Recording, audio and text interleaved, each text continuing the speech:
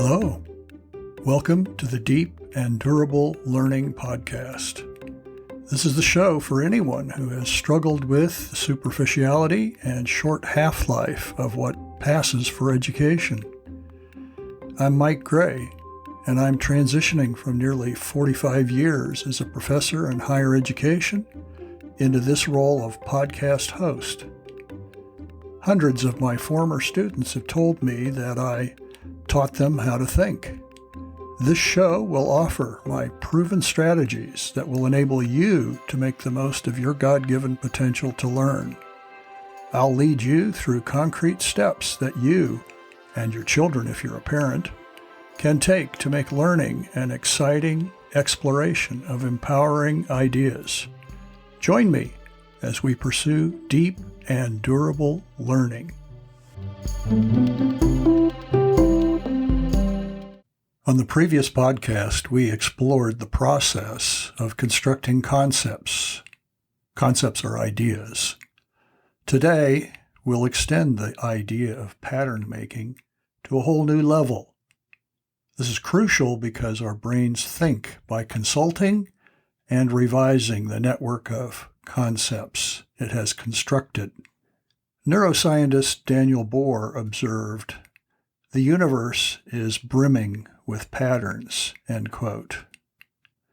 Since our brains excel at recognizing and creating patterns, there will always be more patterns to discover.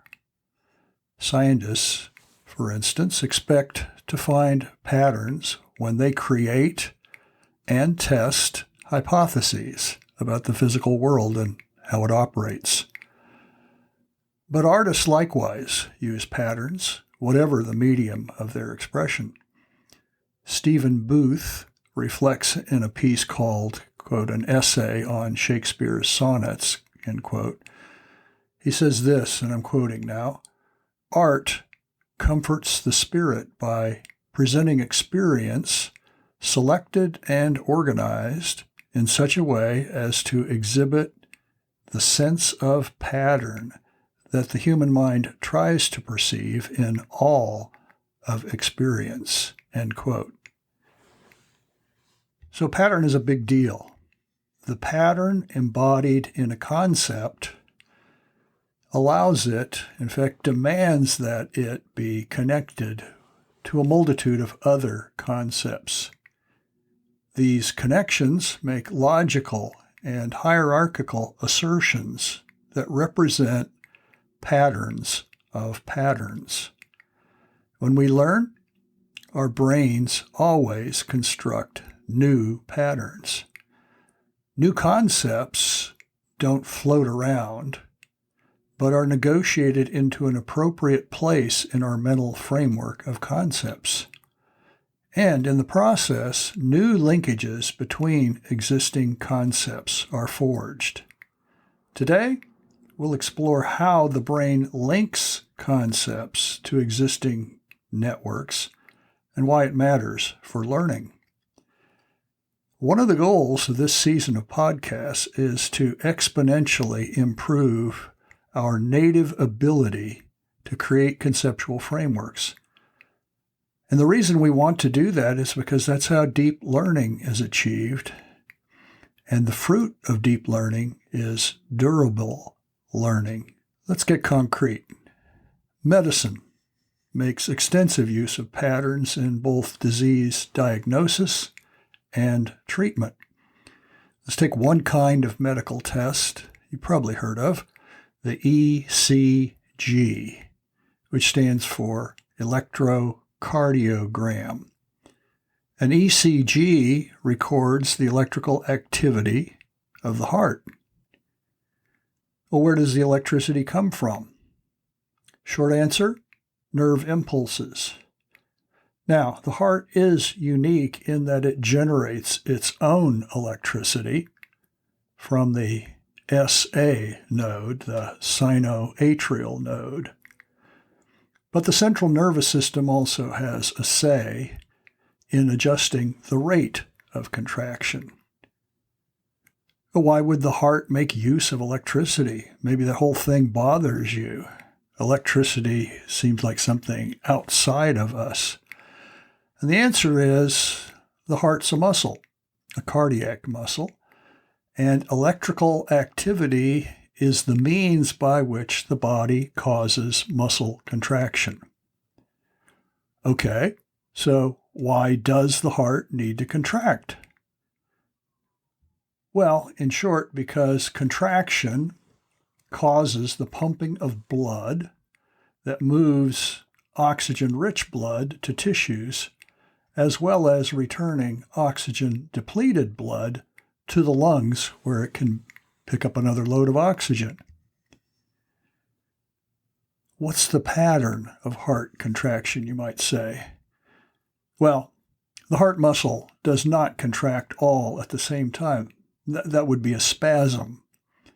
Instead, the heart contracts rhythmically. The top chambers, called the atria, and then the bottom chambers, the ventricles.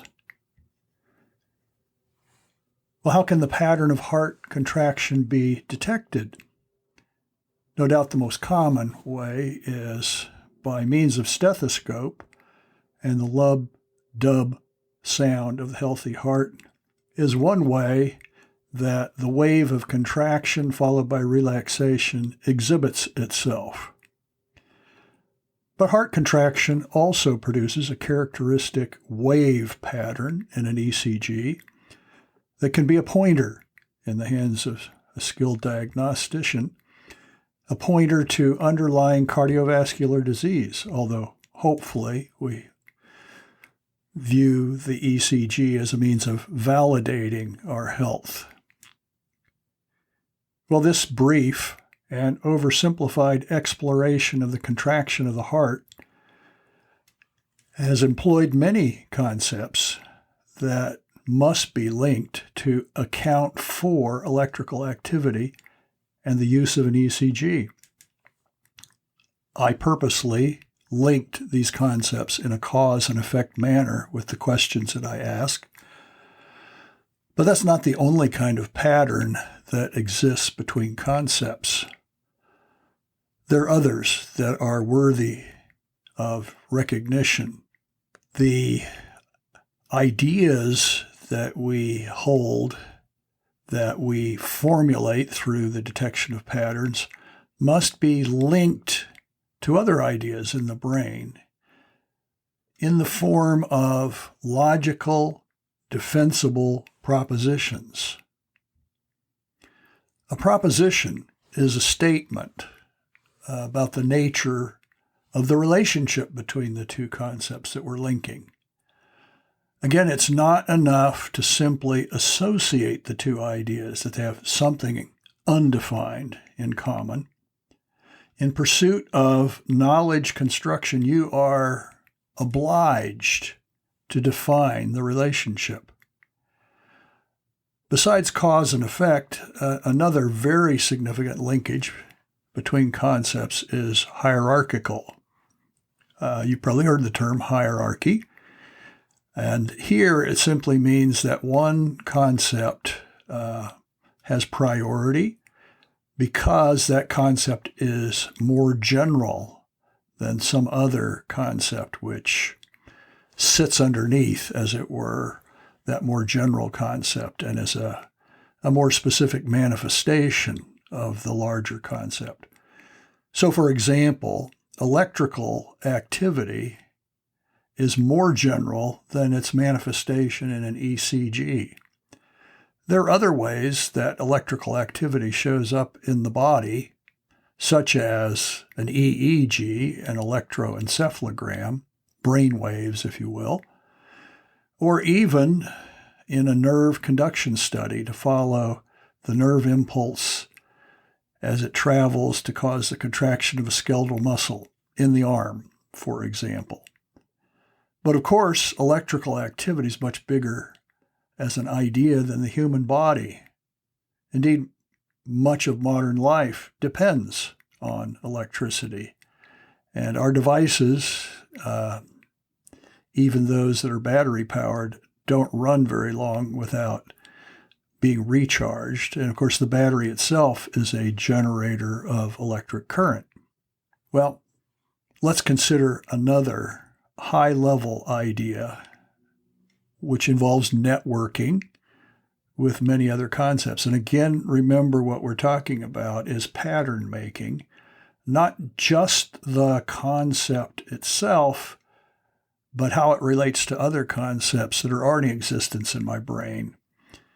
And the example we'll explore for a few minutes here is fermentation.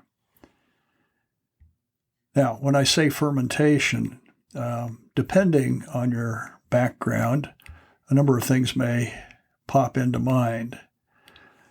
In the case of one of my older relatives who had something of a struggle with alcohol earlier in life, when this individual was going to an Asian country to minister, they became concerned because they noticed that many people on their Asian food ate a kind of soy sauce. The brand is well known in the United States. It's Kikkoman soy sauce, which proudly proclaims that it's brewed, and in other places that it's fermented. Well, that was a great concern to this individual who had a troubled background with alcohol use. This individual enjoyed Asian foods, but had always in the U.S. used La Choy soy sauce, which made no statement about being brewed or fermented. And indeed, the reason is because La Choy uses a industrial chemical workaround that doesn't involve microorganisms or the process of fermentation. On the other hand, Kikkoman uses at least a variety of the traditional, quite complex two-stage process of fermenting soybeans. So La Choy produces a facsimile, but without any process of fermentation at all, which is why this individual had never seen fermentation in association with soy sauce before. Well, I was able to assure this individual that his concept of fermentation was skewed. All he was thinking of when he thought of fermentation was the alcoholic fermentation. And the soy sauce producing fermentation is a complex fermentative process that does not involve in any way the production of alcohol. Well, so we've been talking about fermentation, and probably should define it, although defining it is not the end point here, but the beginning of a reasoning process that we can talk further about. Fermentation involves the breakdown, because it's done by microorganisms. Fermentation is a process of metabolism that's natural within certain microorganisms. And fermentation then is a metabolic breakdown of some organic molecule or group of molecules by microorganisms in a manner that releases energy so the organism can stay alive, as well as ends up with a waste product that is an organic molecule in its own right. So you start out with a more complex organic molecule and you end up with a simpler organic molecule, some energy made available to the organism, and the organic molecule you're left with is the waste product of fermentation. Now, in the alcoholic fermentation that produces, say, beer and wine, and dare I say, bread, the production of alcohol, ethyl alcohol to be precise, as a waste product, along with carbon dioxide, which is not considered to be organic, is the nature of the fermentation. We most commonly think of yeast as the microorganism involved, and indeed, basically the same yeast is involved whether we're talking beer, wine, or bread. The difference, beer and wine capture in the liquid the ethyl alcohol that's produced, and depending on the yeast employed, there is a greater production of ethyl alcohol or a lesser production, beer being lesser and wine being greater. In bread, the same thing happens. The smell of fresh baked bread is laced with alcohol that's released as an evaporation product from baking. Put another way, yeast bread, let's say yeast rolls or a loaf of bread, rises because carbon dioxide is a gas that's produced, and it's produced along with, invariably, the ethyl alcohol, which readily evaporates in the oven, and there's a very, very small amount of ethyl alcohol that's a residual in the fresh baked bread. So that's one kind of fermentation. The ethyl alcohol fermentation is another way that fermentation happens. Let me list another cluster, because that's not all there is involved in fermentation. Cheese, yogurt, pepperoni, sourdough all involve a fermentative process, but this time it's not ethyl alcohol that's produced, it's lactic acid that's produced as a waste product. And the amount of lactic acid will determine how tart the food product is. So cheeses, of course, are ranked, and we have sharp cheddar as opposed to just regular cheddar cheese. We have very sharp or extra sharp cheddar, and a lot of that involves aging that moves the lactic acid production to a maximum. Interestingly, when we talk about lactic acid production, our skeletal muscles are able, when they don't get enough oxygen, to shift into a fermentation mode, which is often erroneously called anaerobic respiration because it occurs without oxygen. But the end product of that kind of metabolism, when we don't have enough oxygen, like when we're overdoing it in physical activity and we're not able to deliver to the muscles enough oxygen in a timely fashion, but the muscles need to stay alive and they need to continue functioning on some level, the workaround is this fermentation process that produces lactic acid. And I'm sure everybody who's listening has felt the results after intense exercise of that sort, with extremely sore muscles, which are the result of the lactic acid buildup, which irritates the muscle and takes some time to be broken down completely so that this organic material, lactic acid, does not stay around forever in our muscles, but is broken down to carbon dioxide, as is normally the case with the food that we take in aerobic respiration. Well, that's not even the end of fermentation.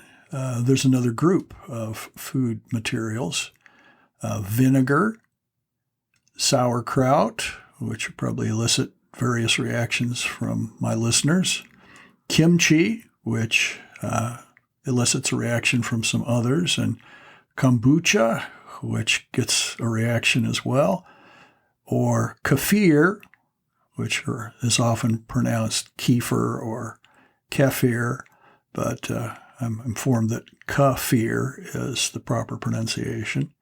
All of those that I've just listed involve the production not of ethyl alcohol, not of lactic acid, but acetic acid as a waste product. And all you have to do is think about the sharp taste of vinegar to recognize that sauerkraut, for instance, has this same tang to it, but it's due to acetic acid production.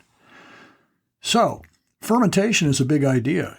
There are lots of concepts, not just examples of food, but other aspects of metabolism that link fermentation through various kinds of pathways to a variety of other ideas. Indeed, fermentation is not just used to produce foods or sore muscles in the worst case. It's also used to produce vitamins and pharmaceuticals and certain other kinds of industrial chemicals. So, remember when you're exploring a concept that there may be some of these very high-level concepts like fermentation, like electrical activity, that link with numerous other concepts. And remember, it's not just enough to put them in some kind of unspecified associational relationship, but you're at pains to define the nature of the relationship. So this is not like Rorschach ink blots. You're going to have to work with the idea to, I like to call it, negotiate the idea into the framework of concepts that you already have. It needs to exist in some kind of a logical relationship, and we've explored two today, that of hierarchy and, in the ECG example, that of cause and effect. So negotiation means there'll be some back and forth. You need to try some things, and you need to move for something more significant than just this idea is a subset of the other idea. So make it as strong as you can and can still defend the concept. And of course, if we talk about fermentation, there are additional linkages we could explore. I mean, when we talked about fermented foods, these are all really food preservation methods. We could explore differences in taste due to fermentation. And the differences are due to small amounts of other organic molecules produced by fermentation. Well, why would we have different organic molecules produced in fermentation? And the answer is, well, they're different microorganisms, maybe completely different, or maybe communities, consortia of microorganisms, or maybe just strain differences where there's a small but significant difference in the nature of the organism that causes a different end product or combination. Not just, we're still going to have these categories of ethyl alcohol production, lactic acid production, acetic acid production, or others that we haven't talked about today. That could be due to other organic molecules that are mixed in with the starting material. And I've been saying several times organic molecule. Well, organic molecule, if you'll check back, is a concept from the last podcast. I mean, everything is eventually connected to everything else. Well, concept building is the order of the day for effective learning. The brain wants to find and use patterns. To grow as learners, we must systematically and purposefully develop its native pattern-making ability. We do so especially when we're exploring linked ideas. I mean, what we just did above with fermentation could provide a unit in a food microbiology course. So this is productive activity and enriching, no matter what concept you're exploring to try and negotiate into your mental frameworks. Something to cultivate to help you improve in this realm is to learn to ask good questions. These will serve to focus your exploration, keep you off rabbit trails. I'll explore the art of questioning in a future season. It won't be this season. So we've covered a lot of ground today. Let me talk about the concepts that we've dealt with. To sum up, we are relentless pattern perceivers and constructors. And this is the basis for the formation of our concepts. When we label the concepts, the vocabulary labels are not the end. They're just a label used to access the relevant concepts. That's important. Mortimer Adler, who wrote the book How to Read a Book. Adler called this throwing around of vocabulary terms the sin of verbalism, or I think he said the vice of verbalism. But you have to recognize, am I employing this as a label for a rich concept, or is it an empty shell?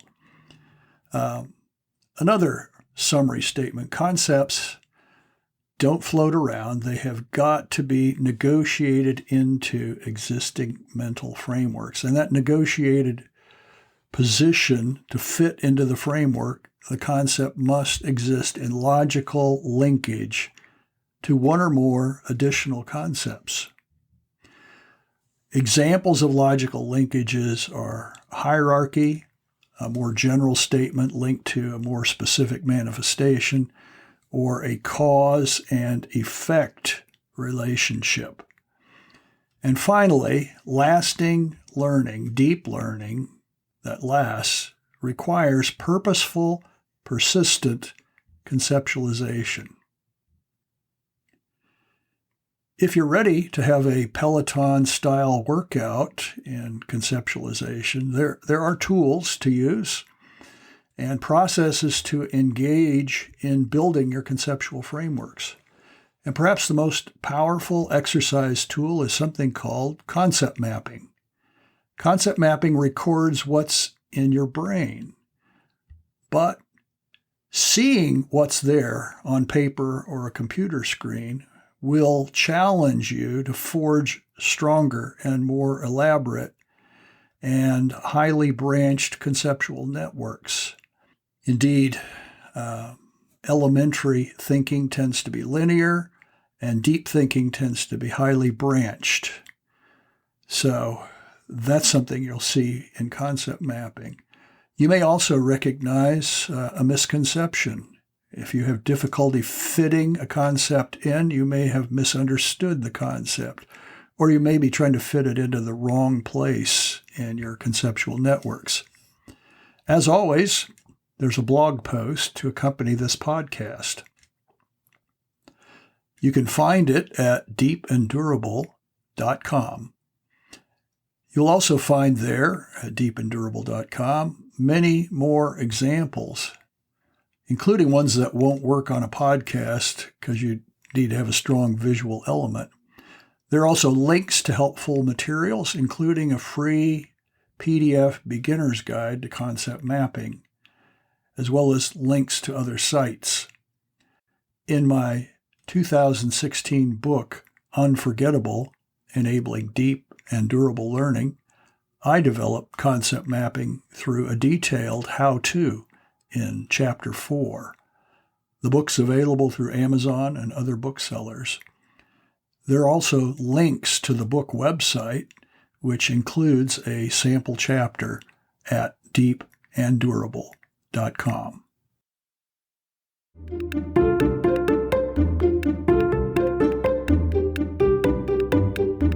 In 2 weeks, we'll continue our journey by exploring what we all excel in, Forgetting.